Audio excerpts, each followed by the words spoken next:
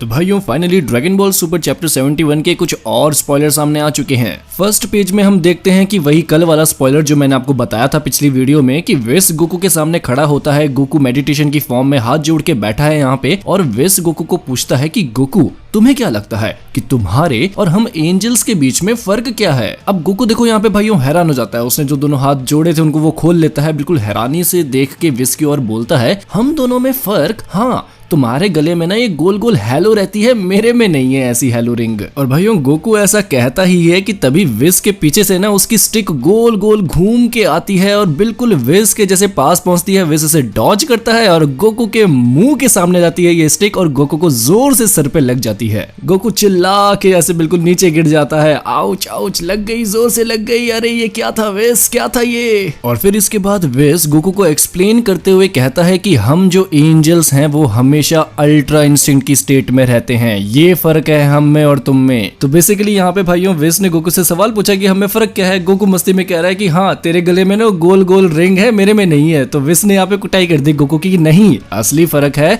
हम हमेशा ultra instinct की स्टेट में रहते हैं, तुम मॉर्टल्स हो तो तुमको एक लेवल तक पहुंचना पड़ता है। तो फिर गोकू भी इसके जवाब में कहता है कि हाँ मुझे अल्ट्रा इंस्टिंक्ट का इस्तेमाल करने के लिए ट्रांसफॉर्म होना पड़ता है और जो भी मुझ पे हमले होते हैं उनको मुझे तेजी से डॉज करना पड़ता है।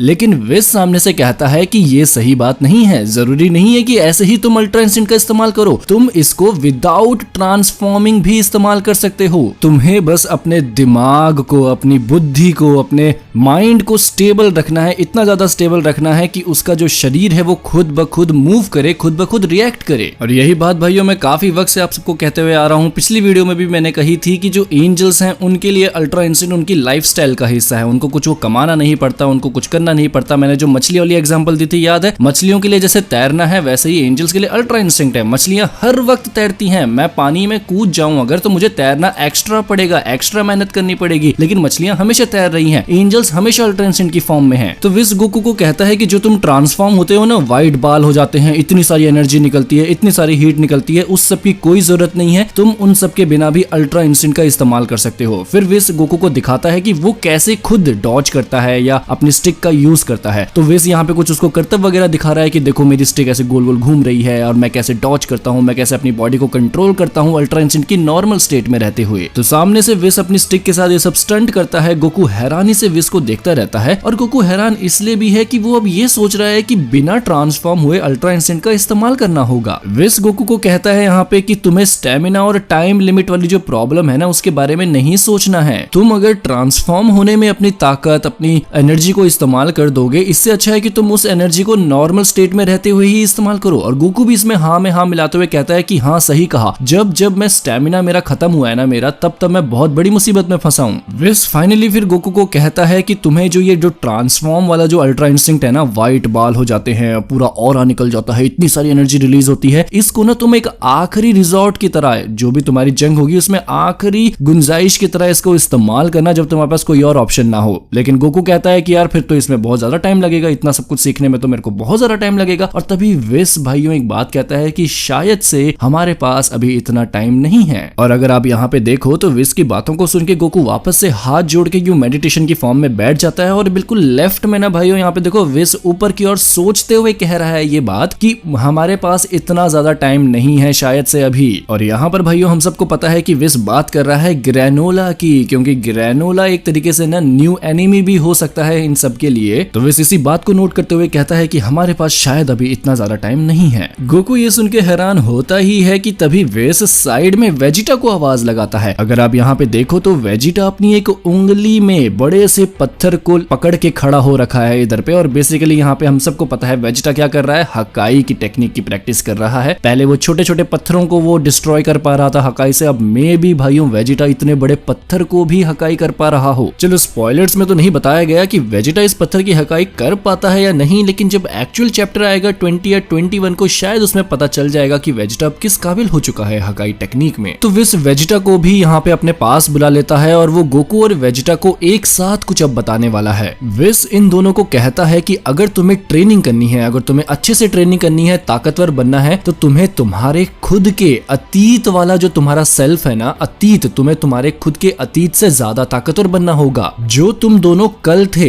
उसे अपना सबसे बड़ा राइवल बनाओ और उससे ज्यादा ताकतवर बनने की कोशिश करो हर दिन। और ये सुन के वेजिटा थोड़ा सा कंफ्यूज हो जाता है। यहाँ पे अगर आप देखो वेजिटा का चेहरा बिल्कुल हैरानी से कि ये क्या कह रहा है वेस, कल वाले खुद से ज्यादा ताकतवर बनो। और गोकू कहता है कि हाँ इसमें क्या बड़ी बात है, मैं तो हर दिन इसलिए ट्रेनिंग करता हूँ ताकि और ज्यादा ताकतवर बनूं। तो बेसिकली बात तो एक ही है। वेजिटा कहता है कि वो काफी दिनों से यहाँ पे ट्रेनिंग कर रहे हैं दोनों के दोनों, तो ये तो साफ बात है ना कि अभी तक वो बहुत ज्यादा ताकतवर हो चुके होंगे। तो फिर जो तुमने कहा है इसका मतलब क्या है कि अभी और ज्यादा ताकतवर बनो कल वाले से, हम तो ऑलरेडी बहुत ताकतवर बन चुके हैं। और फिर भाइयों विज कहता है कि तुम्हें बताना इतना जरूरी तो नहीं है, लेकिन फिर भी मैं तुम्हें बता रहा हूँ कि कुछ वक्त पहले मैंने यूनिवर्स में कुछ डिस्टरबेंस फील की है। अब गोकू बुरी तरह हैरान हो जाता है कि कौन सी डिस्टरबेंस, क्या डिस्टरबेंस, क्या ये डिस्टरबेंस हम दोनों की वजह से है, यानी गोकू और वेजिटा की वजह से हो रही है डिस्टरबेंस, या फिर कि कोई नया दुश्मन आने वाला है। विस ऊपर आसमान की तरफ देखते हुए कहता है कि मुझे नहीं पता कि ये डिस्टरबेंस एक दुश्मन है या नहीं। और भाइयों ऊपर से यहाँ जो साइड में पेड़ है उसके ऊपर से लॉर्ड बीरस भी सब कुछ सुन रहे हैं और उनको भी कहीं ना कहीं पता चल रहा है कि